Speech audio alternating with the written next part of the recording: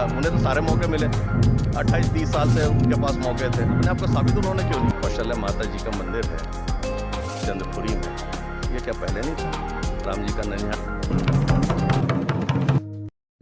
नहीं, मैंने कोई शक्ति प्रदर्शन नहीं किया है, तो जनता का प्रेम है, हमारे साथी कार्यकर्ताओं का प्रेम है जो एकदम उमड़ करके बाहर निकल के आया। क्योंकि जिस तरीके से नाम घोषणा होने के पूर्व जो उपहो चला था, लगातार जो फ़ोन करते रहते थे और वो कितना चाहते हैं ये उसको उन्होंने प्रदर्शित आज यहाँ पर पहुँच। तीनों प्रत्याशियों में सबसे ज़्यादा काफिला आपका ही था। देखिए, अब ये तो मैंने नहीं देखा है, लेकिन ये जनता का प्रेम है। जिस तरीके से मैं पिछले 5 साल उनके बीच में रह के काम किया, उनके साथ जिया हूँ मैं, हमारे साथी कार्यकर्ताओं के साथ और जनता के बीच में रह करके। कुनकुरी हॉट सीट है, आप उस हॉट सीट के फायर ब्रांड विधायक कहे जाते हैं क्या इस चुनाव में? देखिए, हॉट और कोल्ड तो आप लोग करते रहते हैं, मैं तो अपना काम जनता के साथ करता हूँ। मुझे जो एक मौका ईश्वर के आशीर्वाद से, हमारे बड़े नेताओं के आशीर्वाद से जो मिला है, मुझे पूरी तरीके से बहुत ईमानदारी से निभाने की लगातार मैंने कोशिश की है और हर वो चीज़ करने की कोशिश जो मैंने कभी जीवन में कहीं कहीं पे मिस किया। और हमारा जशपुर जिला बहुत खूबसूरत कुनकुरी विधानसभा उसमें शामिल है, जो निहायत खूबसूरती के साथ आगे बढ़ रहा है। बहुत से योजनाओं पे हम लोगों ने काम की शुरुआत की है, एक न्यू हम लोगों ने रखा है जिस आने वाले समय में साकार करना है। और जो सपना हम लोगों ने देखा है जनता के लिए, हमारी प्यारी जनता के लिए और साथ ही साथ हमारे कुनकुरी के विकास के लिए, जशपुर के विकास, निश्चित तौर पर हम लोग। यूडी में जी कुनकुरी जशपुर जिले का सेंटर है और आप हमेशा भाजपा के सेंटर में रहते हैं। देखिए, ये तो उनकी सोच है कि वो किस तरीके से मुझे लेते हैं और मैं तो उन्हें भी धन्यवाद देता हूँ कि मेरा प्रचार प्रसार को करने में उन्होंने बहुत सहयोग किया है। भाजपा ने एक बड़े चेहरे को आपके खिलाफ उतारा है, कितना बड़ा चैलेंज मानते हैं? देखिए, मैं तो इसको कहीं भी बहुत ज़्यादा चुनौती नहीं मानता, ना ही मेरे कार्यकर्ता मानते हैं। निश्चित तौर पे हमारे साथी कार्यकर्ता बहुत उत्साहित है और योजनाबद्ध तरीके से वो काम करें और निश्चित तौर पर हम लोग भारी बहुमत से चुनाव जीतने वाले हैं। 2023 में भी चुनाव जीतेंगे जो चुनाव? निश्चित तौर पर हम लोग 2023 में भी भारी बहुमत से चुनाव जीतने जा रहे हैं। एक पति की सफलता में एक पत्नी की बहुत बड़ी भूमिका होती है, आपकी कितनी भूमिका है इनकी सफलता में? ज़्यादा अच्छा आपके भाई साहब बता पाएंगे जी, बाकी मेरा बोलना उचित नहीं होगा। जी। मतलब इस चुनाव में आपके साथ रहेंगी? बिल्कुल, वो तो हमेशा मेरे साथ रही हैं, पूरा वो हमेशा मेरे साथ रही हैं। उनका जो साथ सहयोग जिस तरीके से रहा है और मैं जिस तरीके से घर परिवार से इनसे दूर रह करके यहाँ पे काम किया हूँ, जो एक मानसिक तौर से एक सपोर्ट होना चाहिए, निश्चित तौर पे बहुत बड़ा सपोर्ट रहा है। और जिस तरह से मैं निस्वार्थ होकर के काम किया, बिना डर भय के, बिना किसी परेशानी के।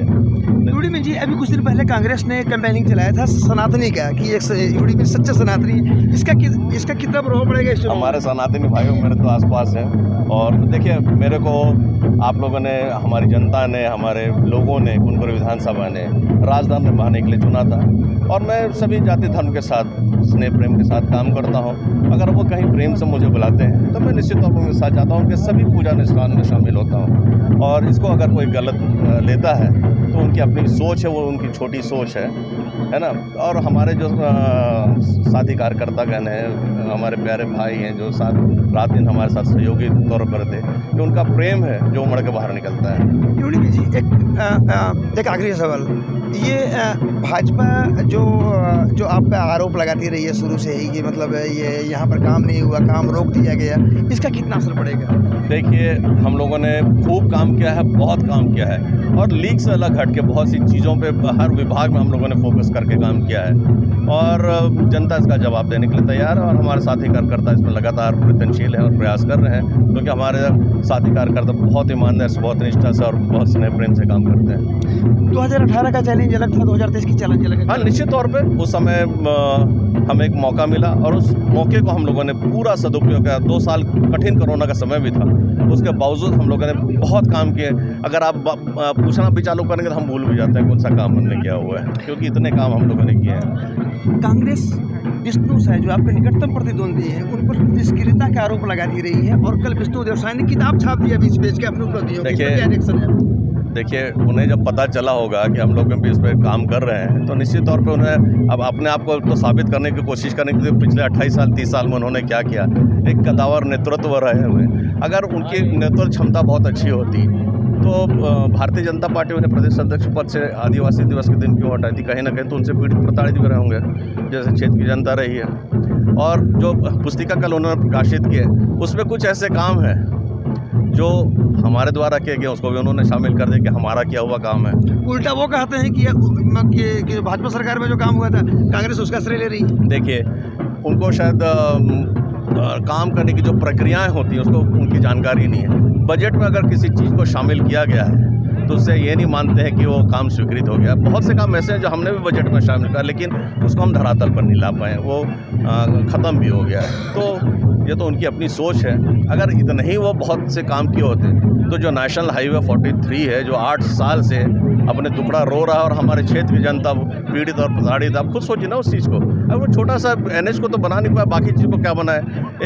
एक रोड को बोल रहा, हमने तो सारे रोड को बनाता है जो 15 साल के कार्यकाल में भाजपा के शासनकाल में नहीं बन पाए थे। चाहे वो कुनकुरी तपरा लवाकर रोड हो कि चरीडांड बगीचा रोड हो कि कुनकुरी रनपुर रोड हो और बंदर चुआ फरसाबार भी है जो उनके घर के सामने से निकलती है। इसकी स्वीकृति हमने करवाई है, उसका प्रशासनिक स्वीकृति हमने कराई 44 करोड़ रुपए का।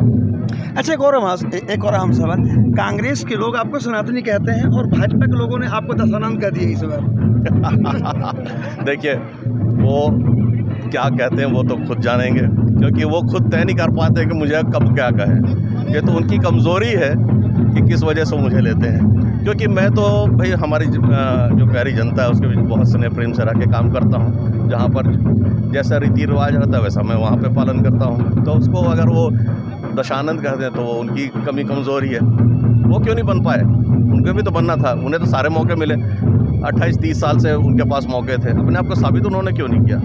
पहले कांग्रेस राम का नाम का उपयोग करती थी, काम का बात नहीं करती थी। इस बार उल्टा हो रहा है, कांग्रेस राम का नाम ले रही है, काम की बात करेगी या नहीं? नहीं, बिल्कुल काम कर भी रही है। आज अगर कौशल्या माता जी का मंदिर है चंदखुरी में, ये क्या पहले नहीं था? राम जी का ननिहाल है, क्या पहले नहीं था? उन्होंने क्यों नहीं उस पर काम किया? उनके पास तो 15 साल थे, यहाँ तो 2 साल कोरोना का, उन्हें तो सारे मौके मिले। 28-30 साल से उनके पास मौके थे, अपने आप को साबित उन्होंने क्यों नहीं किया?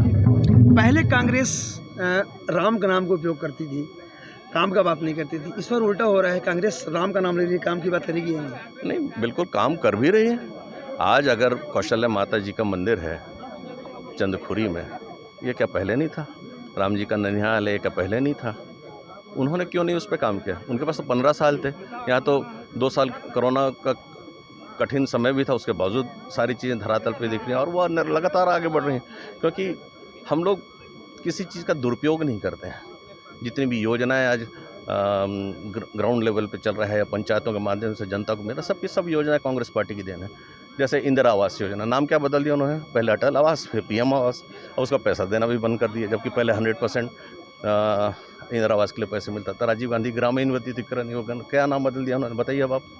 PM आवास की बात कर रहे हैं तो उनका कहना है कि PM आवास सरकार, यहाँ की जो सरकार है वो नहीं बनने दे रही है। मुद्दे उठाए तो इस कैंपेन के कितना असर पड़ेगा? सुनिए ना, अभी के बजट सत्र में 3000 करोड़ रुपए पारित किए गए हैं आवास के नाम से, क्योंकि वो पैसे देने बंद कर दिए थे केंद्र सरकार ने।